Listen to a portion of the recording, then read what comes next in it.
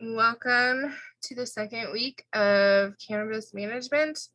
I'm sorry that I got these posted a little bit late. Um, so the main topic of this week is just talking about policies and regulations and the licenses, all of, I guess, the legalities.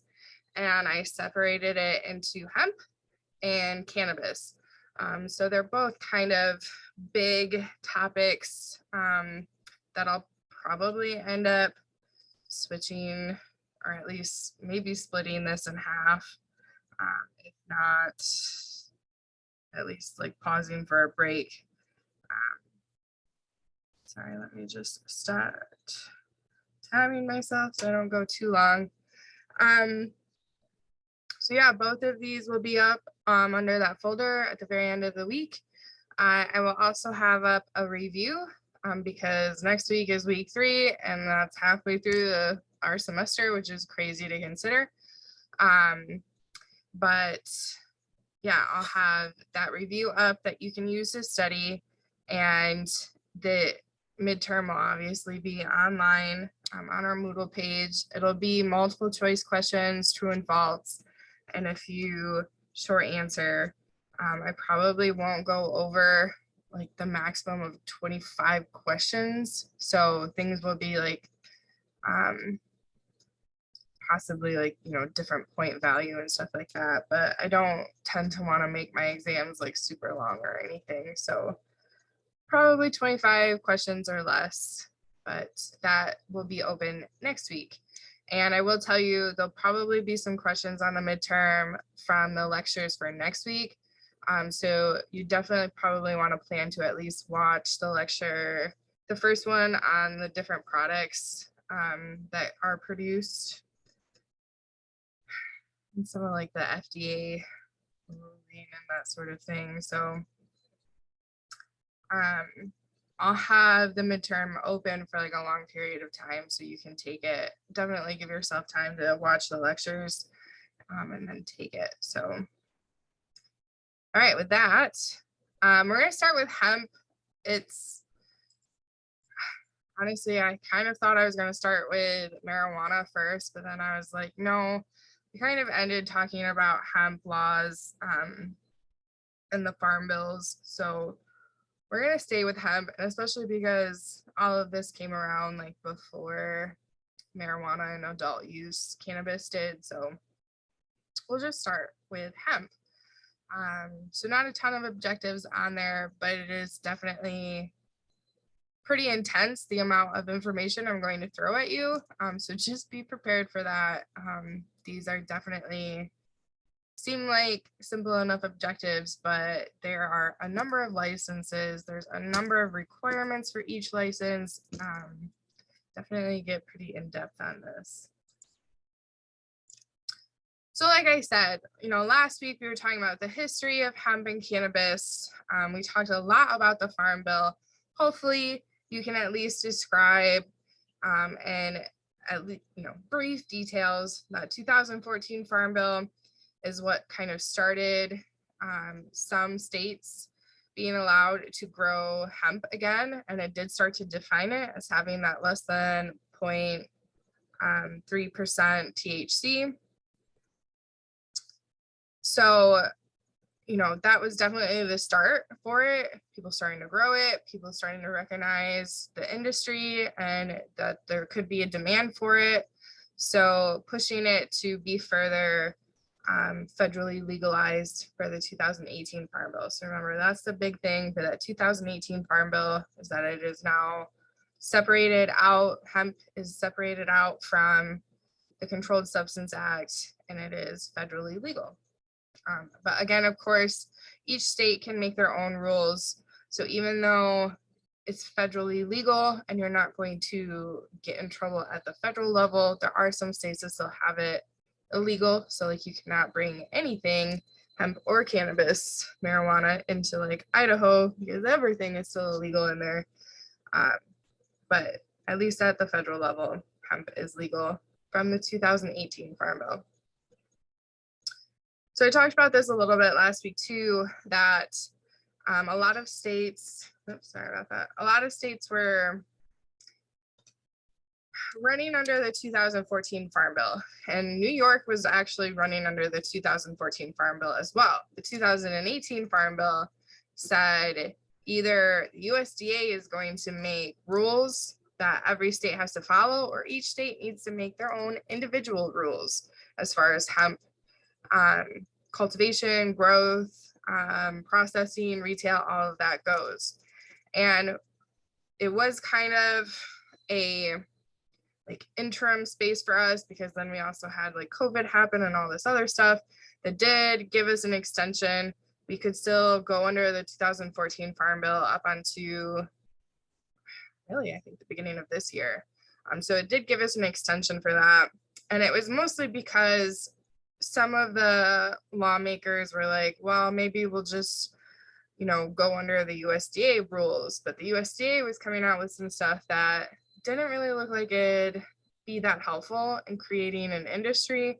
It was definitely, so people could definitely look at it as being a little bit more restrictive.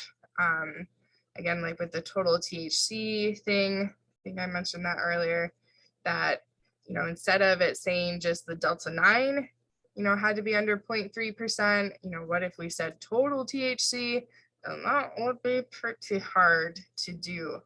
So fortunately, New York finally got their act together, I guess you could say. And they did take a look at what the USDA was doing. There are some, honestly, we run pretty similar lines to what the USDA is doing, but we also have our own state rules then as well. And a lot of that happened because we have some not necessarily amendments to what we're doing, but like these extra kind of smaller laws that went into place, like labeling. It's called the hemp extract law. So we'll talk about that too. So fortunately, USDA did come out with their final rule in 2021, early in the year in January, calling it the U.S. Domestic Hemp Production Program. And again, as a state, we could take a look at what they have in their final rule and decide if we'd like to go with that, if there's anything we'd like to change slightly. And so New York does have their own hemp production program, for the state. But there are some states that chose to just follow the USDA ruling. And, I don't think there's anything that's like too surprising on this slide, that, at a federal level, USDA is federal.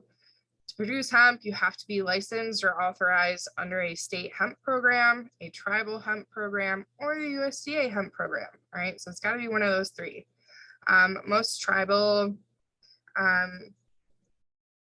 tribes did choose to have their own program made too, which is kind of cool. There might be a few that follow under USDA program. And then, like I said, some states chose to follow under USDA. Some states made their own program, like New York did. Again, I kind of thought that, well, maybe I will start out with talking about hemp first, because the interesting thing is that you cannot receive a hemp production license from a state, tribe, or USDA if you have been convicted of a felony related to a controlled substance in the last 10 years. I say that this is interesting because when we do talk about cannabis policies and talking about the social equity program that they're putting in place, the whole point of that is to, for people who maybe were racially biased during the war on drugs, they do have to have, well, it could be a felony that is actually like getting written off because of the change in the drug laws now. That, if they did possess 3 ounces of marijuana and, maybe it was the third strike, and so, I don't know, they made it a felony or something.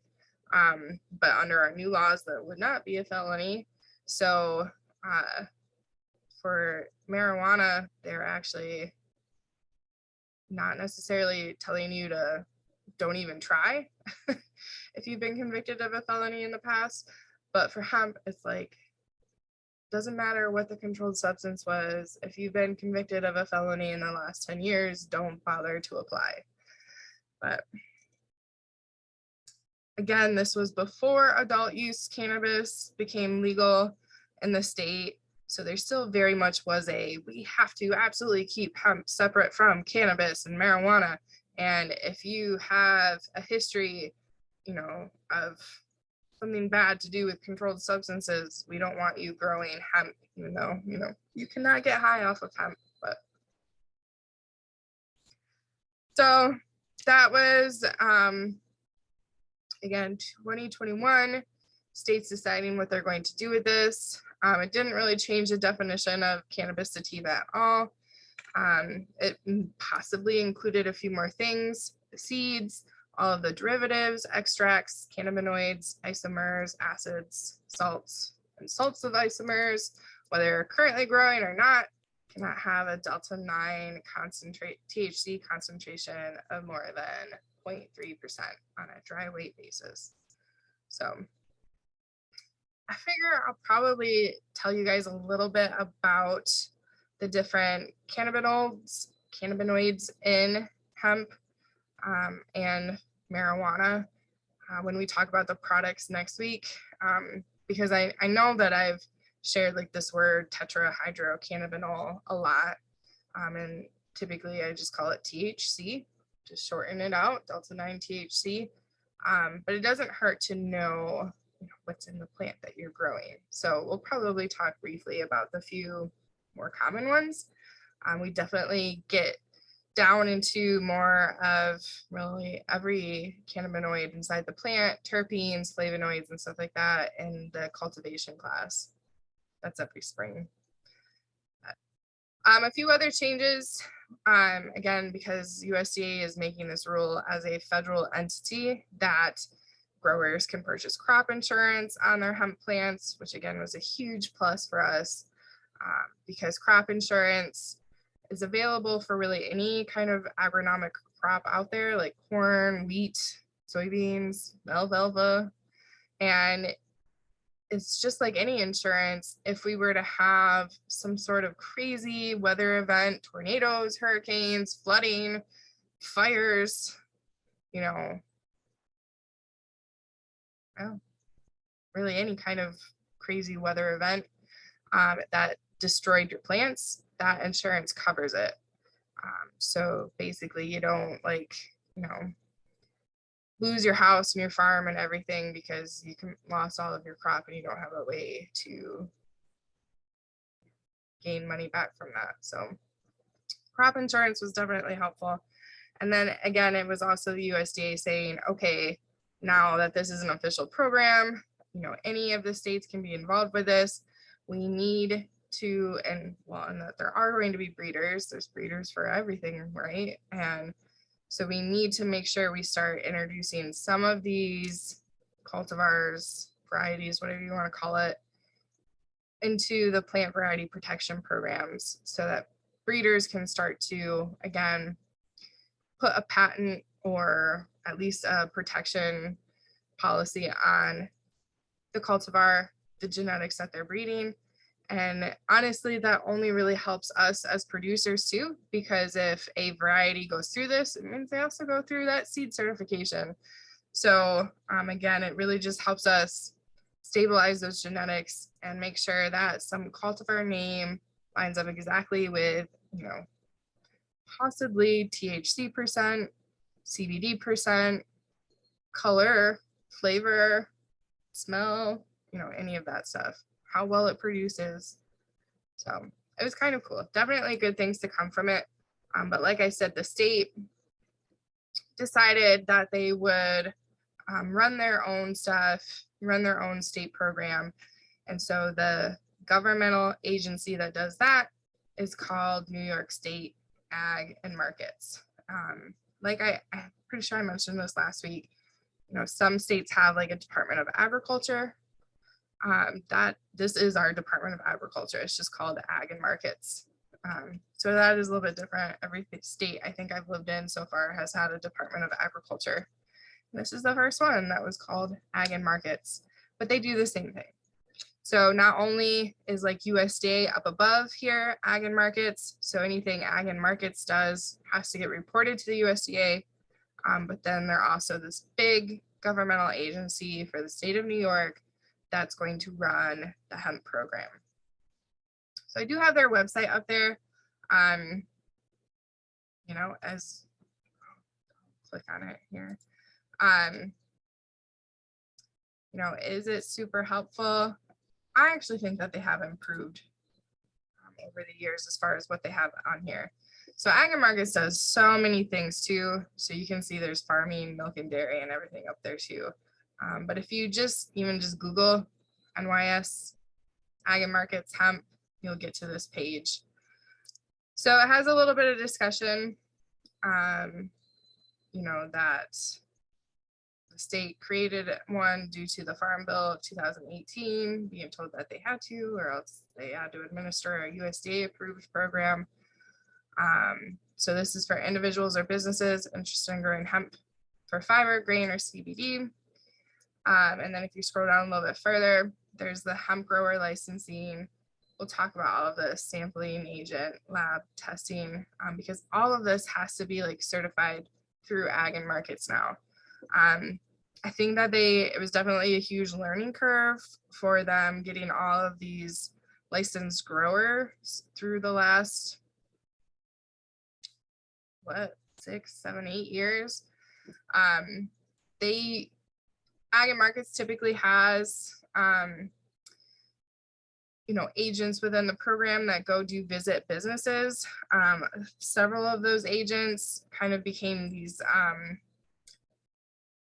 they didn't necessarily sample the hemp for us. They just came out to observe and to take a look at what we were doing. And typically sampling was on the grower, and they had, you know, we just walked out to our field, took a few samples, sent them off, sent back our test results, and that was that. But there seems to be a little bit more structure in place now. So you actually have to use a sampling agent that's been certified through the program to come out and collect your flower. And then you have to send it to a lab that has been, I don't know if you necessarily want to say certified. That's why they just said it's become identified. These labs just have to send in to the state that, you know, the testing that they do, how they do the testing, and prove that they can meet these standards that the state wants for the test results, which include not only the Delta 9 THC amount, but total THC, that kind of like error range. We'll talk about that, and probably a few other things there too, like water activity, microbial activity, things like that. So if you wanted to be a sampling agent, you must apply to become certified to do so. You cannot, though, have a grower's license and also be a sampling agent. Because again, as a professor here at SUNY Cobleskill that has a grower's license, I thought it would be so easy though if I could be an agent, and that way I can sample my own stuff to get sent out. But I did attend a like video webinar thing about it, and they did say you cannot hold any other licenses to become a sampling agent. So, you know, kind of a bummer, but I get it. You're being trained on how to correctly sample, you know, acres and acres of land. And if you're not, you know, it's possible that you could be biased to your own company and not take a good sample that could, you know, change the values of your plant. So I get it. I get why they're doing that. But we're going to talk about all of these. There's applications for each of these here under apply, submitting reports. And if you scroll down to this kind of bluish teal box, this is where you have the licensed hemp producers file, certified sampling agents, and identified testing laboratories. So I have these links up throughout the PowerPoint that I'll show you here and there. But as you can see here, there's 202 total hemp growing licenses out there, and it's either going to be CBD growing or research. I don't know how far down I have to scroll to see research. Talk about that. Oh, there's research. I don't know if we're on here because my license, oh, it is. Yep. I was gonna say my license was approved at the beginning of the year, so I don't know how often we update these, but we are on there, so you can see there's SUNY Cobblestone. So when it comes time to it, and when we talk about this, there'll be links to all of these PDFs, because if you are going to grow, you need to have access to those. So again, just considering hemp, doesn't matter if you're talking about CBD, fiber, grain, or microgreens, which I've literally never seen anybody selling microgreen hemp before, but it is now an option.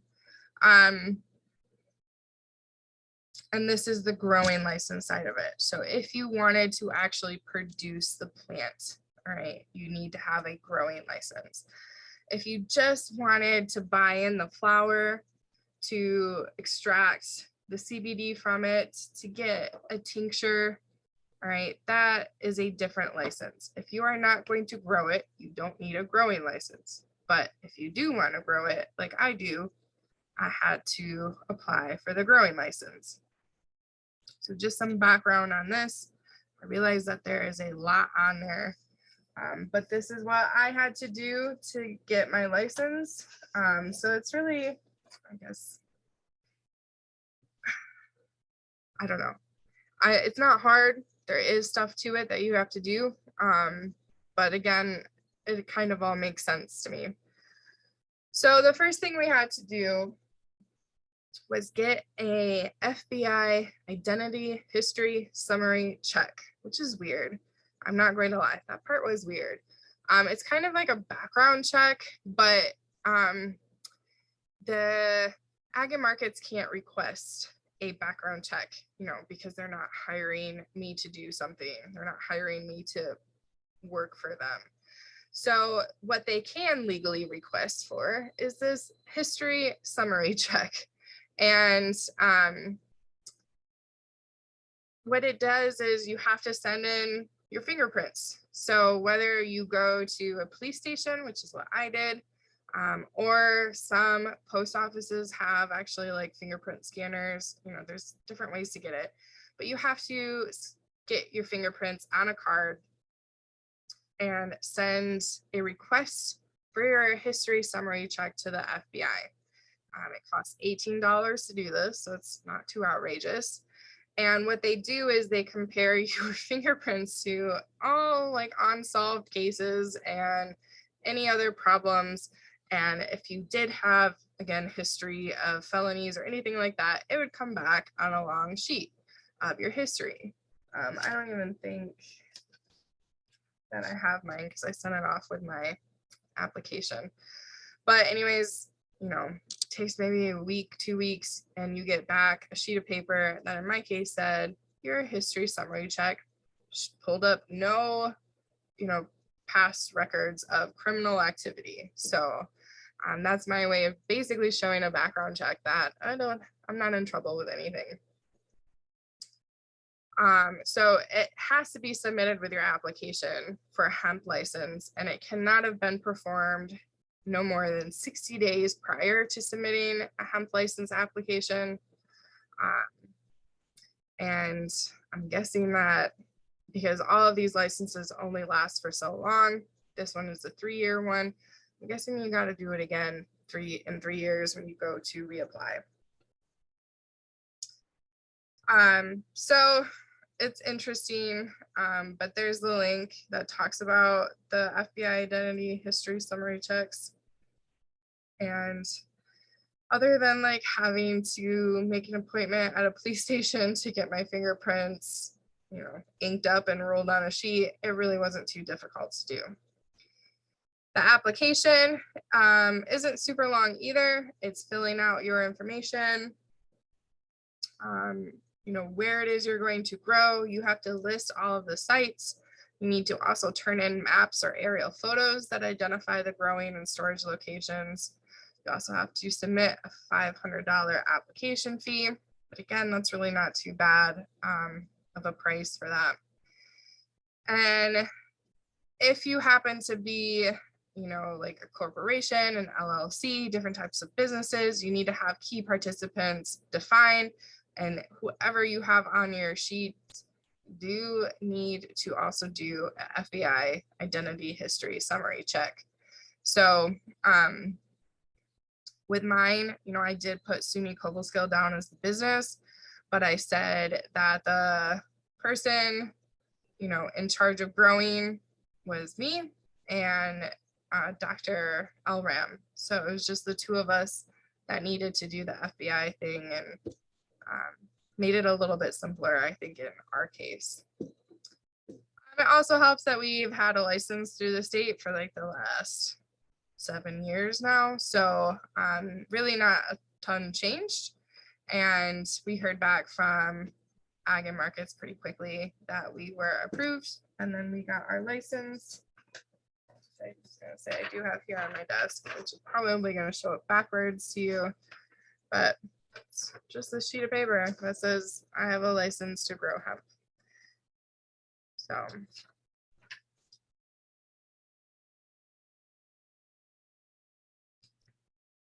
and I was very careful to not have any hemp growing during the fall after harvest, because after harvest was kind of like the end of my license. So between that and starting some new plants, I had to work pretty hard to get this application finished, because you are not authorized to grow or cultivate hemp or sell hemp seeds until you have a license. So it is super important. And also get a lot of questions from the students that do take my class on growing hemp, that, can we take any of these plants home with me? And it's like, no, you cannot, unless you have a license to grow hemp that you can show me and that I can report down, because there is a lot of reporting, what you might say, just like keeping the books, that sort of thing, on where your plants go, so I would need proof that somebody has a hemp license in order to give them a plant. But like I already mentioned, it's a 3-year growing license. It actually says it right on my sheet that this will expire in 2025. And so that's when I would need to reapply for a license again, pay that $500 again, probably do the FBI background check again. But again, there are certain disqualifying factors. I talk about a lot of that towards the end.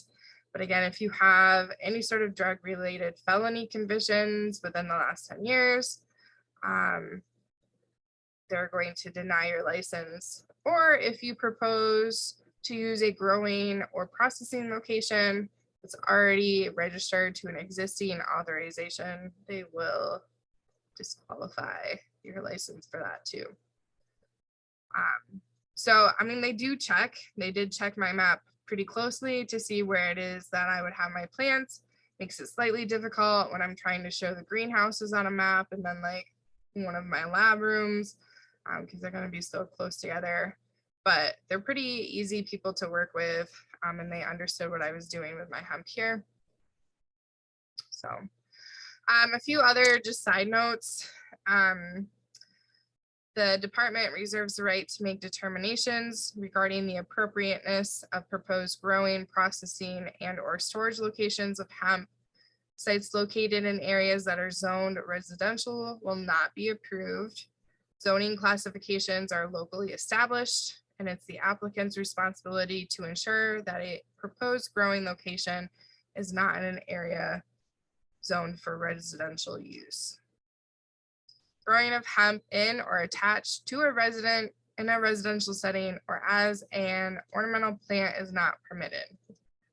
Applicants must have control over the proposed locations through ownership or lease agreements. So obviously nothing about, you cannot just get a growing license to say I'm going to grow some in my house, in my dining room. That is not allowed. A big thing is that I will tell you to make sure you put everything in the license that you need to. It has a table for you to list all of the growing sites with GPS coordinates, all of your storage locations with GPS coordinates, drying locations. I would suggest to make sure you have listed every single thing you might possibly use. Because if you happen to dry your stuff in an area different than what you originally submitted, you have to put an amendment in, and each amendment is $100 that you have to pay for. So it happens. I have definitely had to put an amendment in before, but I think at this point, after having to do it one time, I don't really have any amendments that need to do. But amendments typically mean adding or removing grow locations, changing seed sources or varieties, and or updating contact information. So if you submitted an application, forgot to put down a drying site, you're gonna have to do an amendment. Unfortunately, that's $100 fee, but you can fix your license. So that's growing. Like I said, it's not too awful. I mean, they definitely just want to make sure that they're following all of the regulations the state has set as far as who can grow, where you're growing it. And not that you have to grow in a completely locked down building, but they do prefer that your drying facility can be locked down, that if you're storing it anywhere, that can be locked. And we'll talk about disposal a little bit too. So they basically would just want to make sure that nobody can walk in and take your plants without you possibly noticing. Again, not that you're going to get high off of that plant, so it's definitely not beneficial for people to come in and steal the hemp plants, but you also don't want to lose a ton of money from the loss of plants.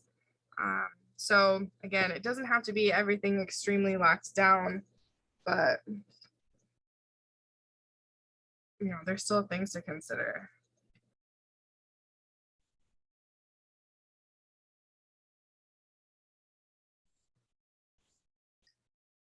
So the next license that I want to talk about, because again, if you just think about what you could do with the plant, you could grow it. Processing means turning it into a product, selling it. It's going to be retail. There's distribution, or you could just be on the breeding side of things and be producing plants for transplant or for seeds. So there's lots of different licenses out there. And again, just thinking down the line, you've grown it now, the next step, and you've harvested it. The next step is a processing license. And they decided when the adult use cannabis law was signed into legislation that there were some things that might be better off kind of overseen by the new agency produced by that new law, which is the New York State Office of Cannabis Management. So there were a few licenses that actually got switched over to this office, and one of those was the processing license. So it does kind of make sense because the Office of Cannabis Management is really going to oversee the products produced by marijuana as well and how they are sold. And so if they're already looking at that, it makes it pretty easy to also move any kind of CBD product into the Office of Cannabis Management as well. So this is really just looking at cannabinoid hemp processor licenses. Again, if you are growing grain or fiber hemp, there used to be that you had to have a processor license from Ag and Markets. Considering the fact that I did not see that on their page, that is kind of a question mark right now. You might not even need to have a processor license if it's grain or hemp, or grain or fiber hemp. And again, that's just kind of is due to the end product. For grain hemp, the end product is the seed that can be used for a number of purposes. And again, you will have had to do the testing in the field beforehand to show that your THC level is under that 0.3%. And so there's really nothing you can do with the end product other than use it for its specified reasons of cosmetics, lotions, shampoos, oils, things like that we'll talk about next week. Same thing kind of goes for fiber. You know, a fiber plant, you harvest that, get the fibers from it. There's no way you're going to intake those fibers for any reason. So it makes sense that CBD is another cannabinoid from the plant, just like THC. They make a very similar product and that it's often used for medicinal reasons. So it makes sense to me that they would kind of move this under the Office of Cannabis Management.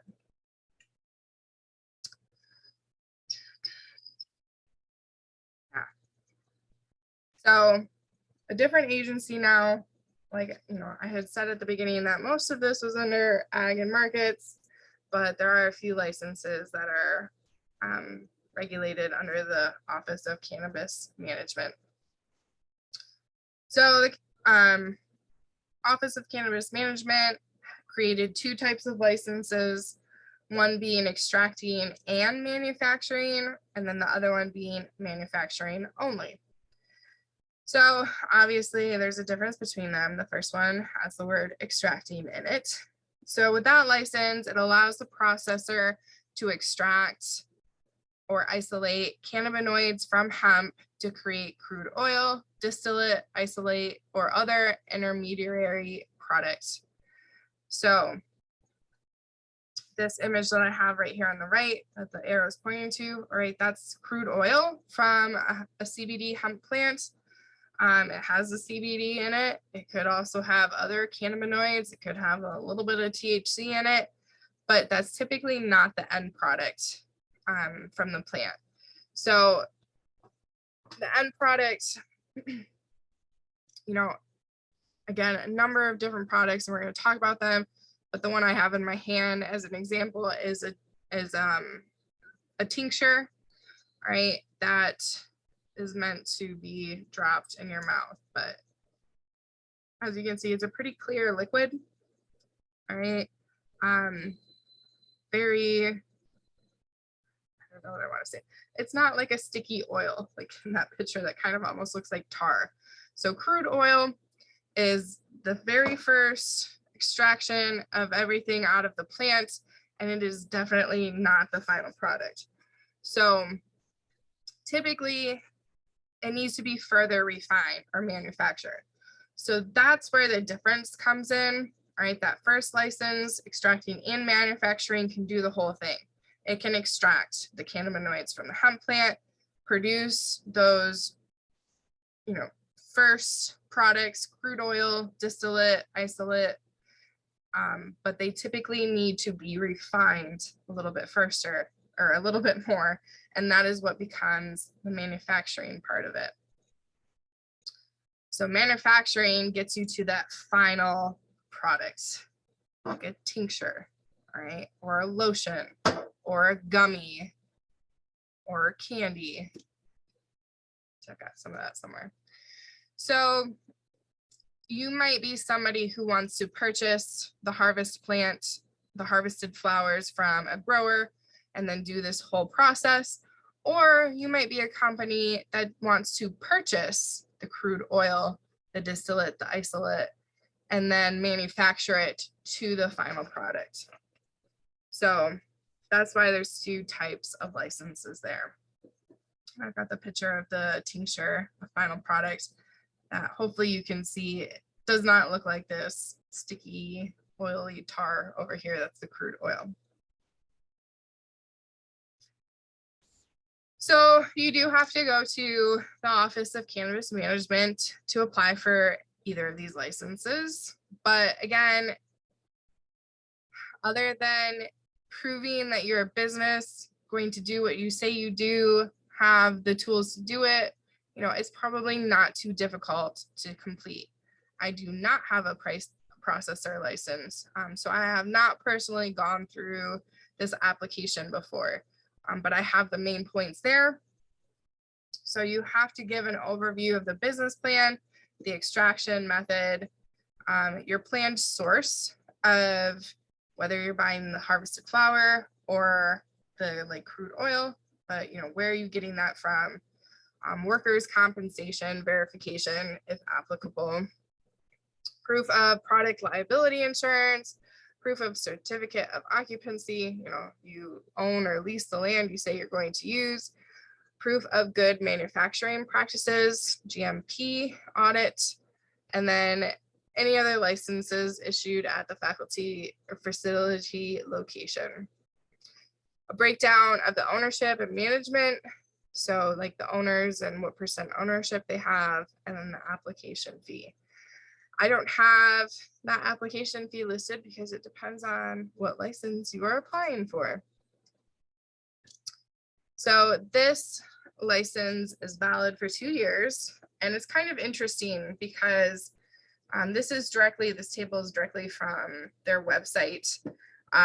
It seems to be that with the refundable column, it seems to me that when they're applying, if there were something like a red flag or something for them to say, no, we can't give you a license in this, they would refund the license fee, but they would keep the application fee.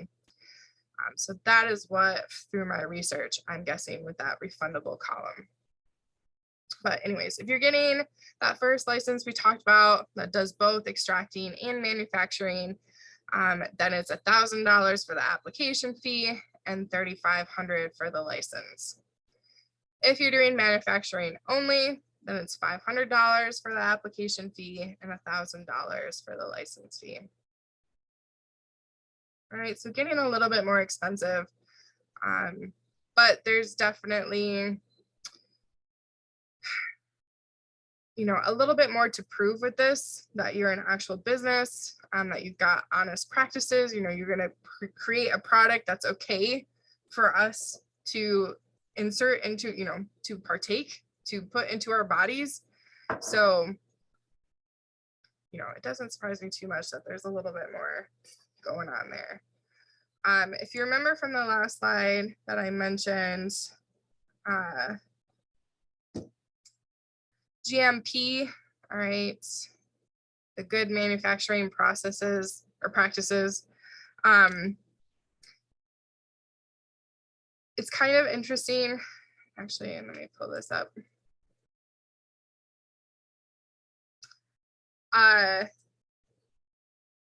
So you must obtain an audit of your processing facilities, and these good manufacturing practices are a quality control system for ensuring that products are consistently produced and controlled in accordance with current federal regulations established by the Food and Drug Administration, or FDA.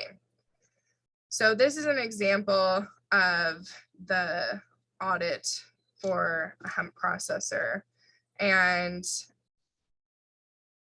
again, it's basically just looking at, you know, whatever kind of extraction method you're using or manufacturing method, that you're using it correctly, that you're getting a uniform product out every time. But basically, you know, somebody has to come and do this audit at your facility.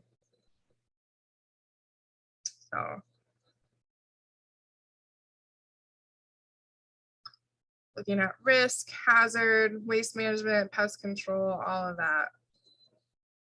So again, it doesn't seem too far out of the line of what we should expect for somebody producing something that we would partake in. It is interesting that there's not something like this for growing hemp, but maybe that's down the line. I don't know. And then, of course, there is a list of current license holders. So if you were just going to grow it, maybe you check out this list to see who you could sell to, you know. Urban Extracts is in New York, Orange County.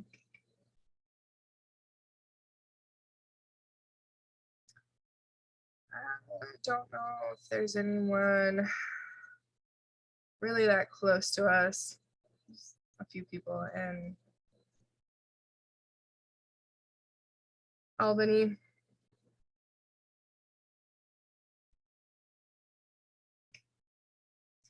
So yeah, there's not a ton of licenses out there yet.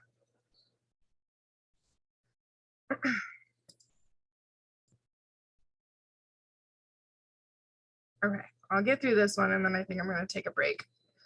So this is the other license that is also got moved to Office of Cannabis Management. It was originally under Ag and Markets, and then it actually for a year, a little bit less than a year, got moved to Department of Health. And now, because we have an Office of Cannabis Management, they are taking over the licensing for this.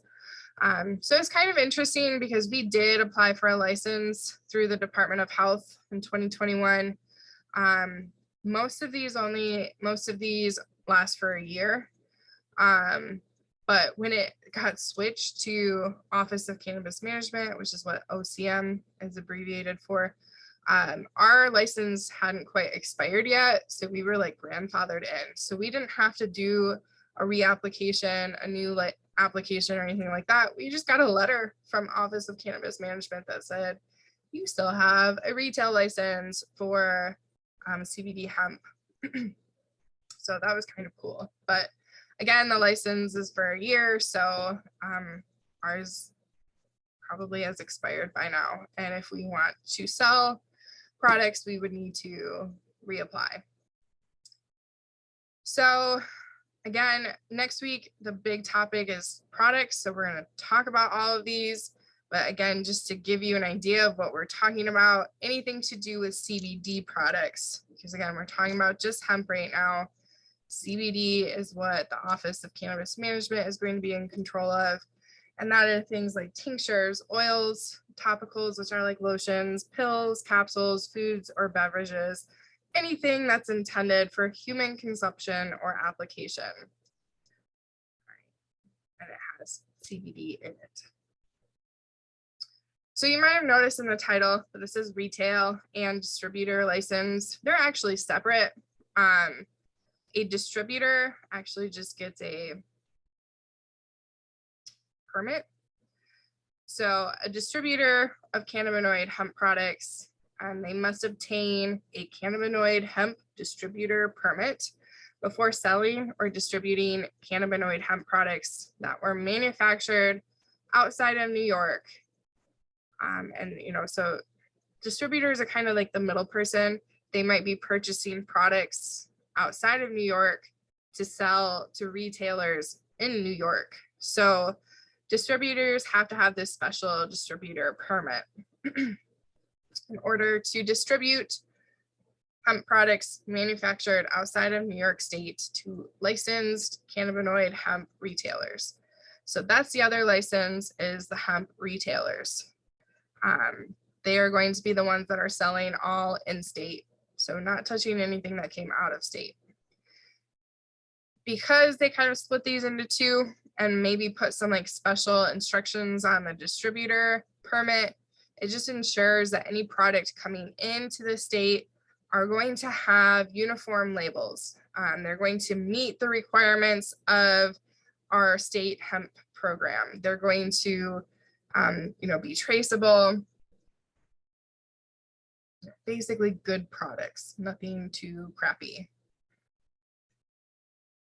So the application for this, again, probably not too much more work than any of the applications out there, but you need to have a summary and description of the type of cannabinoid hemp products you intend to sell, the source from whom you intend to purchase, proof from the Department of Taxation and Finance that you are registered to collect sales tax in New York, an attestation that you will comply with the rules and regulations of the New York State Cannabinoid Hemp Program, and then The fee for the retail license is $300 and the distributor permit is also $300.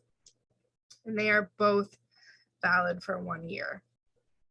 So those are currently available to be applied for. I don't have the website up there, but it is this first part of the link, cannabis.ny.gov. All right, we'll get you to the Office of Cannabis Management, and then it looks very similar, actually. Let's see if I can pull it up. Oops.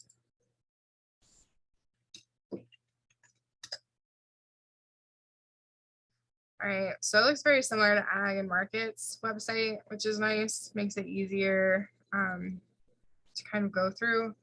And you can just go to licensing, and they've got, this is just the cultivator license. Cannabinoid hemp, there we go. It's going to have the retailers and distributors, processors, and information for consumers. So just go back to my original. There we go.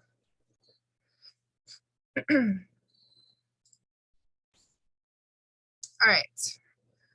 So again, there are two separate things. There's the retail license or the distributor permit. You know, do you need to have both? That depends. If you plan to sell cannabinoid hemp products to consumers in New York State and sell cannabinoid hemp products manufactured out of state to people in New York State, then you would need both. So again, this whole kind of in-state, out-of-state thing. Another question is, you know, if you are a business that happens to have several retail locations, do you need a license for each retail location? The answer to that is yes. Each location offering cannabinoid hemp products for sale is required to obtain its own license.